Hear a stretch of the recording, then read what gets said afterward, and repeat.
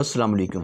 क्या आपको पता है मैदा सुस्त हो जाए, सही तरह से काम ना करे तो कितनी तरह के मसाइल पैदा हो जाते हैं। नंबर एक, सर दर्द, कंधों में दर्द, कमर दर्द, घुटनों में दर्द, टुखनों में दर्द, गैस, कब्ज़, अफारापन, डपट, खाना का सही तरह से हज़म ना होना, बवासीर का हो जाना, हेपेटाइटिस का हो जाना, ये तमाम मसाइल होते हैं अगर मैदा सुस्त हो जाए तो नाज़रीन, मैदा सुस्त क्यों होता है, इसकी वजूहात क्या होती हैं।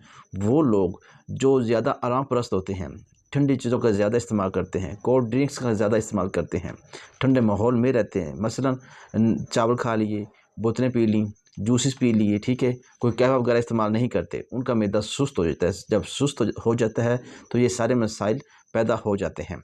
अब मैदा सुस्त हो गया हो तो क्या करना चाहिए, उसके लिए एक बेहतरीन नुस्खा, नमक की आप ले लें 4 तोले, ठीक है, काली मिर्च ले लें आप आधा तोला, नुशादर आप ले लें 2 तोला और सुंड ज़ंजीबील आप ले लें 2 तोले। तमाम चीज़ों को आप बारीक काट लें, सुबह दोपहर शाम 3 टाइम आध चम्मच नीम गर्म पानी के साथ लें। उसके साथ आप पुदीना, सौंफ, छोटी इलायची का कहवा इस्तेमाल करें। इंशाअल्लाह ताला कुछ ही दिनों में आपका ये मैदे का मसला ठीक हो जाएगा। मैदा जो सुस्त है वो काम करना शुरू कर देगा, गैस का मसला, कब्ज़ का मसला ठीक हो जाएगा। जो ही में ये गैस कब्ज़ का मसला ठीक होगा, आपके सारे मसाइल आहिस्ता आहिस्ता ठीक होने शुरू हो जाएंगे। दुआ में याद रखें। अल्लाह हाफ़िज़।